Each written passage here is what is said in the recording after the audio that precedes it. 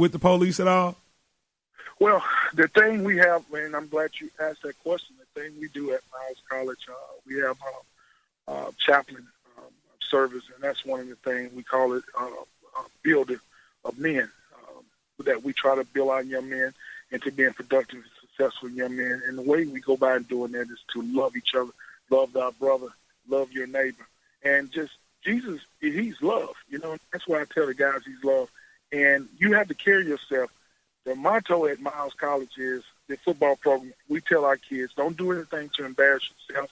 Don't do anything to embarrass your parents. Don't do anything to embarrass the program. Don't do anything to embarrass the school.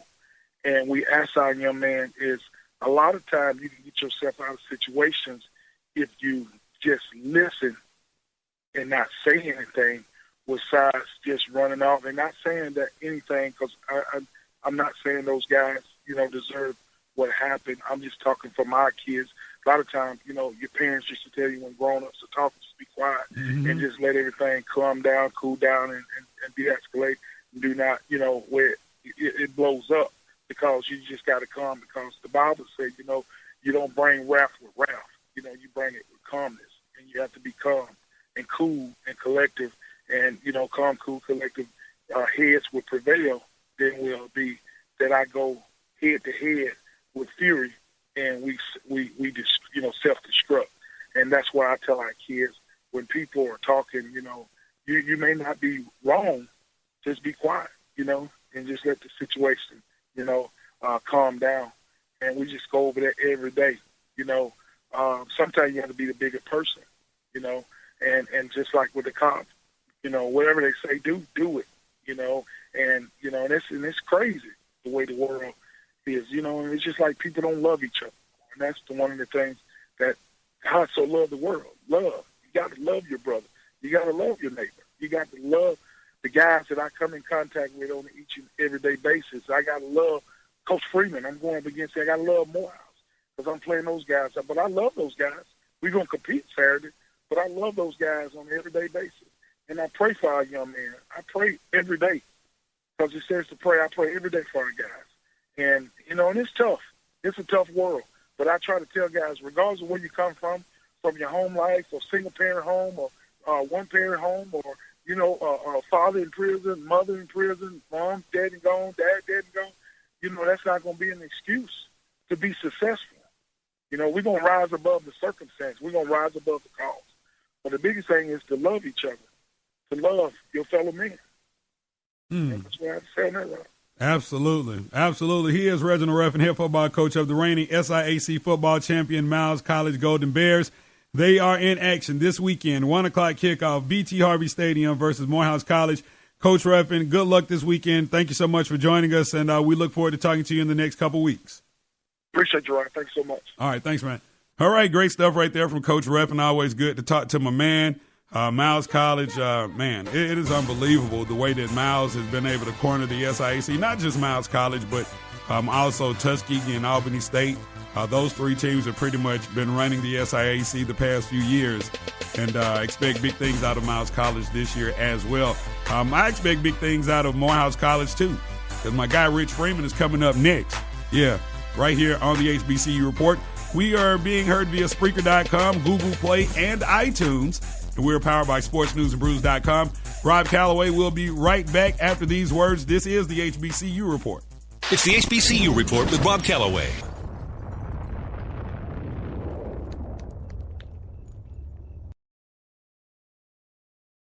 From Clark Atlanta to Morehouse to Spelman, it's the HBCU Report with Rob Calloway. This is the HBCU Report being heard via Spreaker.com. I am happy to announce that you can also hear the show via Google Play and also iTunes, and more to come. Just, we're just trying to expand this thing. You know, I've been calling it one of the greatest grassroots movements ever, and the movement will continue. I promise. Coming up today, a 1 o'clock kickoff right here in the ATL, BT Harvey Stadium. Morehouse College hosts the reigning SIAC football champion Miles College Golden Bears, led by Coach Reginald Ruffin, who we just talked to. And right now we're being joined on the line by a good friend of mine, a guy that was a regular on this show. He's been a regular on this show for years and years. Rich Freeman, head football coach of the Morehouse Maroon Tigers, joins us. First of all, Coach, welcome back to the show.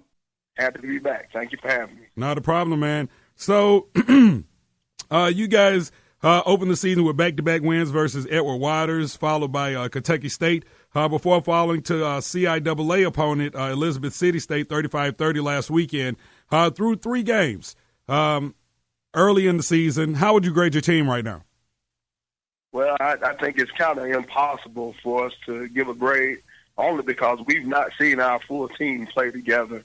I think it'd be a good opportunity to give a grade tomorrow going up against a tough foe in Miles College and having had our entire team play together. The first game, we had some eligibility issues, and we didn't dress about 4 of our starters against Edward Waters, and we played in pretty much a monsoon down in Florida during the tropical storm. And then, of course, the second game we came back against Kentucky State, and, 2 of our starters returned, and we were able to put a game together for a half and then kind of coasted the second half. I wasn't very proud of that. And then, obviously, the third game, we suffered our first loss, and we had a few injuries there. But this weekend, we returned back All-American Amir Smith. I'm very happy with that. He had to sit out the first 3 games with, some interpretation issues with the NCAA. We're blessed to have him back, so we'll be in full swing. And we also get one of our top running backs that hasn't played this year. We get him as well. So I think this would be a good opportunity to measure what type of football team we have as we line up against the conference champion in Miles College. Now, I know your quarterback, Monquavius Johnson, went down last week with an injury. How's his health, and will he be available for this weekend's game? He'll be available. It actually was more so of, an internal deal. It wasn't actually a physical, injury like a knee or a shoulder, anything like that. He's having some respiratory issues. And so we just wanted to make sure he got rested up and made sure he got the necessary checkouts with the medical checkouts to make sure he was okay, and happy to say he's doing well. So he should be full steam ahead, and look forward to seeing what he can do, as well as, Kevin Taylor, our other quarterback. So we're just fired up and ready to go. Supposed to have good weather. Just looking forward to it. Absolutely. This is the HBCU Report. Rob Calloway on the line right now with Rich Freeman. He is the head football coach of the Morehouse Maroon Tigers. They take on the reigning SIAC champion, Miles College Golden Bears, 1 o'clock kickoff from BT Harvey Stadium. Now, Coach, we haven't talked since last season. And so I know you've been out doing some recruiting, following last season. Who are some of the guys that you were able to land to come in and make a difference for Morehouse this year? Well, from an offensive line perspective, we had some problems up front running the ball. We were able to bring in a young man, a Pacific Islander from Las Vegas, Natron Naki. He's taken all of our snaps that we've, had this year at the center position, and we definitely wanted to get a little bit better up front, and we wanted to do that from the inside out. And our best offensive tackle, I think this kid has a promising future, Evan Clay. He's a transfer, 6'6" transfer from Tennessee State, and he's doing a real good job being a bookend at that left tackle position. And, receiver Reese Knuckles, local kid, doing a pretty good job at the receiver position. That sounds like an old school. That's like an old school football name, Reese Knuckles. Reese Knuckles. He's not very big now, but he has blazing speed and is a very explosive player. And lastly, and most of them were offense. We wanted to fix the offense, repair the offense a little bit. The last one is Bryson Terry, the running back that we were discussing earlier, that was injured pretty much for the first 3 games. It'll be interesting to see what type of game he's able to put together. He was a star running back coming out of Creekside High School the year before last, and he transferred in from Carson Newman. So, all those kids will be able to be out there playing on Saturday, and hopefully we can get the right mesh and put everything together. But we do realize we have a very, very talented and very well coached and well disciplined football program that we're facing in Miles College. So we'll look forward to seeing how that gels together. Now, Miles has you talk about the talent on that team. In the backfield, they have quarterback David Whipple. They have Jamarcus Nance, the running back, and both of these guys are like home run hitters. What does your defense have to do in order to stop these dangerous players in the backfield for Miles? Well, we have to definitely make sure that the last level of defense is playing pretty good football, good solid football.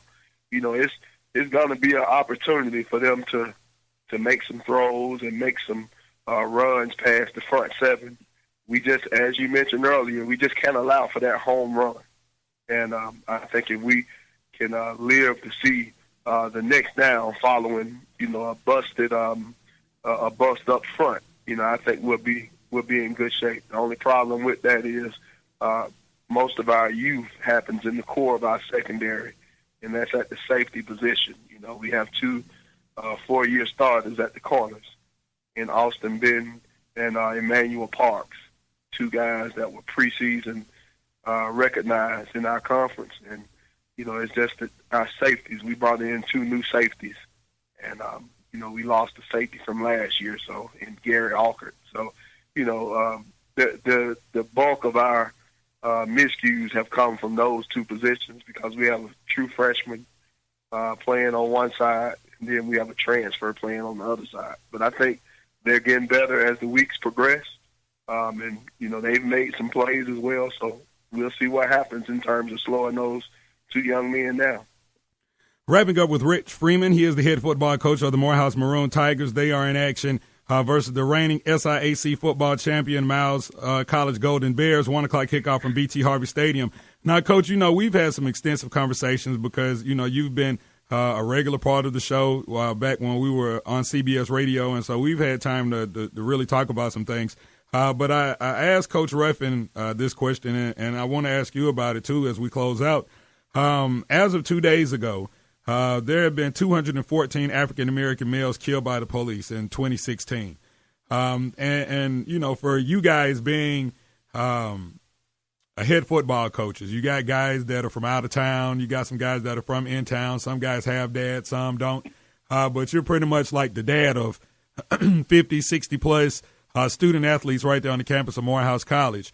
So do you talk to these guys? Because I know that you're a true mentor leader for these guys, but have you had any conversation with them about how to handle themselves when they're off campus and in case they happen to have a run-in with the police?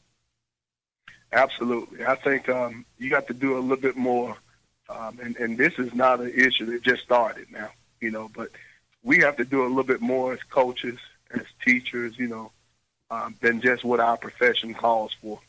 No doubt about it. We're expected to get guys in, win games, and put guys in position to, to graduate and be able to get out there in the field and do what they're supposed to do, make a contribution to society. But at the same time, we do wear these different hats where we have to serve as mentors, father figures, just someone to kind of motivate guys to do the right thing. And we do have, constant communication and dialogue about current events, from what's going on with, the crime, with police officers, with minorities, what's going on with black-on-black crime, what's going on pretty much with the changing cultures and changing environments in societies, how our kids deal with people that have, different choices, so on and so forth. So we talk about all these things, and we talk about them on a daily basis. I think the media, makes a particular subject a hot subject during that season, but we definitely see the issues, and we talk to our kids about them, and we try to mentor them on, something as small as the way they dress, the way they come off. I always believe that you dress the way you want to be addressed, the way you speak. I'm the type of person, I haven't used profane language in 20 years. I don't believe in raising my voice a whole lot. So we got to be effective communicators. We have to present well And I think all this steers us in the directions of being good leaders, making good choices.